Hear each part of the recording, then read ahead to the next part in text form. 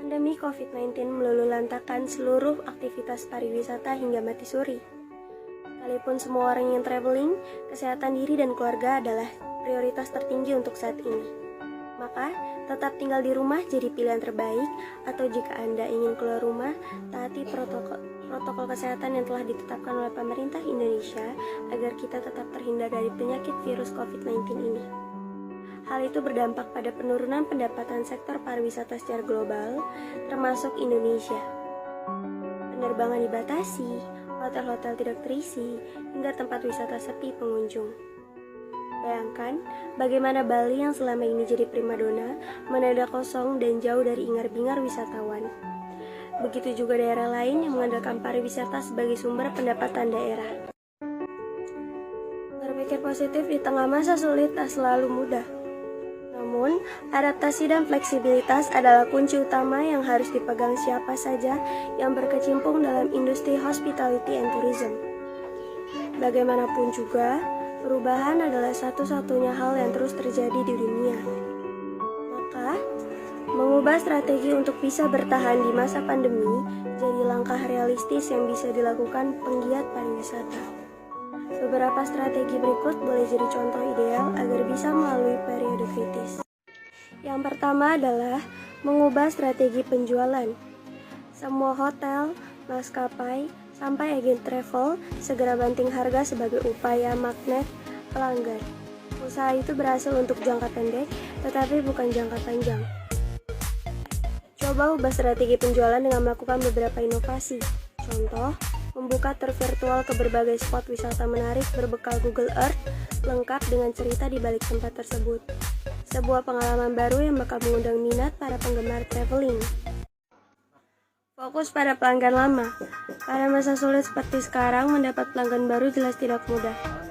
Lebih baik jalin kontak kembali dengan pelanggan lama. Tunjukkan perhatian, tanya bagaimana kabar mereka di masa pandemi sekarang. Jika respon mereka cukup baik, buka obrolan tentang bagaimana rencana operasi hotel, tempat wisata, travel agent, atau event organizer selama dan setelah pandemi berakhir.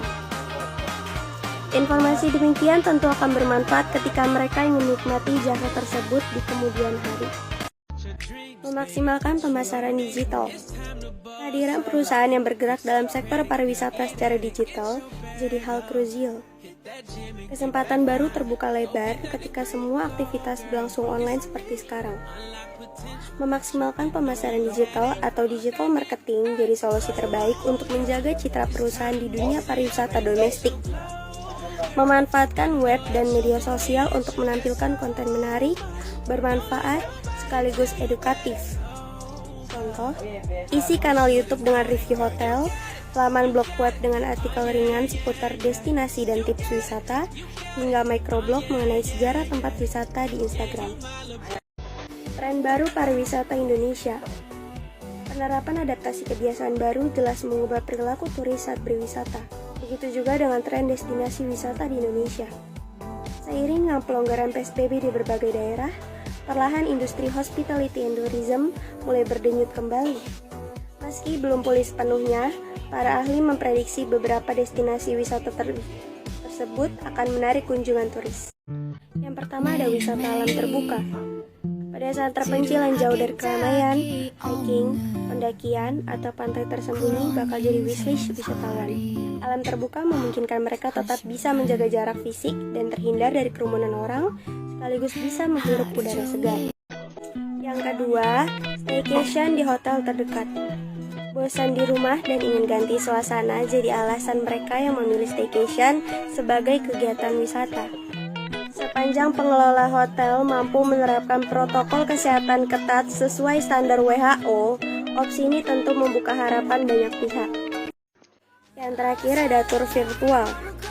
Tur virtual ini jalan-jalan ke berbagai destinasi wisata dunia yang dilakukan lewat virtual, baik melalui live media sosial atau conference meeting. Berbagai museum ternama menawarkan penjelajahan sudut bangunan dan koleksi istimewa secara online. Bahkan, ada penyelenggara tur virtual lengkap dengan pemandu wisata yang siap mendampingi dan berbagi cerita seru sepanjang sesi. Masih ada harapan untuk masa depan pariwisata Indonesia setelah masa pandemi ini. Hal yang terpenting dilakukan saat ini adalah fokus pada pengendalian pandemi secara agresif, yaitu tes, tracking, isolasi, dan perawatan pasien. Pemulihan ekonomi akan mudah dilakukan kemudian ketika jumlah kasus melandai dan menunjukkan tren positif. Setuju? Mulai 24 April 2020, penerbangan internasional dari Bali dan keluar Bali terhenti. Tiada lagi jejak langkah wisatawan mancanegara. Namun, kondisi ini tak berlangsung lama. 3 bulan kemudian, pemerintah kembali mengizinkan penerbangan domestik. Bandara Gusti Ngurah Rai Bali kembali berdenyut. Wisatawan sedikit demi sedikit berdatangan, ada yang liburan, dan ada juga yang pulang kampung. Anjloknya lalu lalang penumpang mancanegara berimbas kepada pedagang di dalam bandara. Tampak hanya beberapa gerai saja yang buka.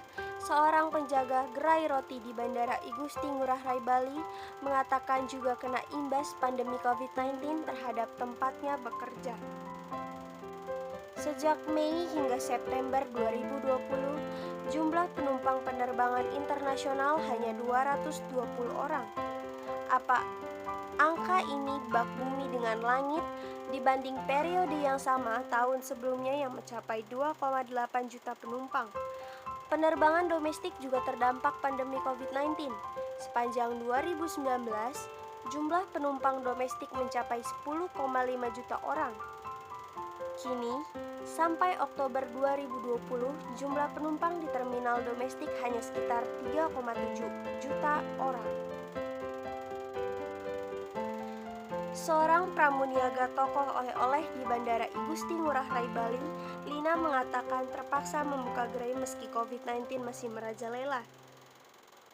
Tiada pilihan karena ini satu-satunya mata pencarian dan sumber penghasilannya. Selama pandemi COVID-19 ini, Lina mampu membukukan pendapatan sekitar Rp900.000 hingga Rp2 juta. Bali dengan kecantikan dan keunikannya menjadi daya tarik tersendiri bagi wisatawan asing. Kendati jumlah penumpang domestik jauh lebih banyak dibandingkan wisatawan mancanegara, potensi pendapatan lebih besar dari wisatawan asing. Kepala Dinas Pariwisata Provinsi Bali, Putu Astawa mengatakan, pendapatan dari sektor pariwisata pada 2019 mencapai Rp9,7 triliun setiap bulan. Nilai ini berasal dari jumlah kunjungan dan pengeluaran alias jajan wisatawan.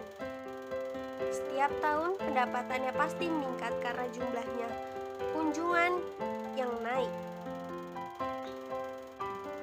Pernyataan Putu Astawa sejalan dengan Menteri Koordinator Bidang Kemaritiman dan Investasi Luhut Binsar Panjaitan yang mengungkapkan kerugian Bali selama pandemi COVID-19 senilai Rp9 triliun per bulan.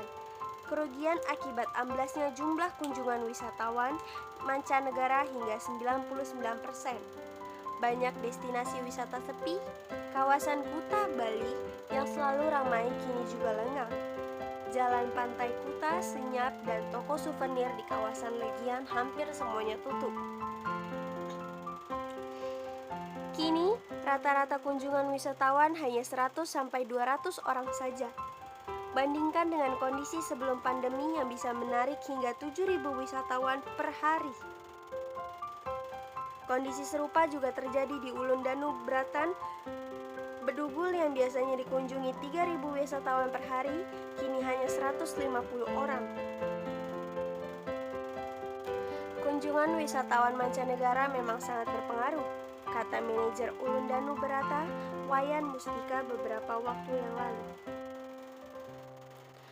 Pengamat sosial Universitas Udayana, Gede Kamajaya mengatakan ketergantungan Bali terhadap wisatawan mancanegara membuatnya terempas di masa pandemi COVID-19. Ketika pariwisata terempas, jasa wisatawan mati suri dan ujungnya adalah pemutusan hubungan kerja massal. Lalu, vaksin COVID-19 menumbuhkan optimisme di tengah pagebluk. Dunia pariwisata Bali punya secercah harapan. Stakeholder Relation Manager PT Angkasa Pura I Bandara I Gusti Ngurah Rai Bali, Taufan Yudhistira mengatakan, setiap Saat penerbangan internasional kembali buka, dia sangat siap. Bahkan ketika vaksin COVID-19 belum disuntikan ke rakyat Indonesia pun dia sudah siap dan bahkan sangat siap untuk kembali dibuka. Taufan menjelaskan protokol kesehatan yang ketat sejak penumpang turun dari pesawat menjadi kunci keamanan dan keselamatan dari COVID-19. Semua penumpang yang baru turun dari pesawat harus menjalani pemeriksaan kesehatan, antara lain pengecekan suhu tubuh dengan menggunakan thermal scanner, pengisian kartu kewaspadaan sehat atau Health Alert Card, lantas ke imigrasi untuk pemeriksaan dokumen, dan terakhir pengembalian barang. Prosedurnya sama di terminal domestik dan internasional, ujarnya. Kendati tes cepat atau rapid test memiliki tingkat akurasi rendah untuk mendeteksi COVID-19, Angkasa Pura masih menggunakannya sebagai standar seorang penumpang bisa terbang atau tidak. Jika ingin tes rapid di Bandara I Gusti Ngurah Rai Bali, usahakan datang 4 jam sebelum terbang dan biayanya Rp85.000, kata Taufan.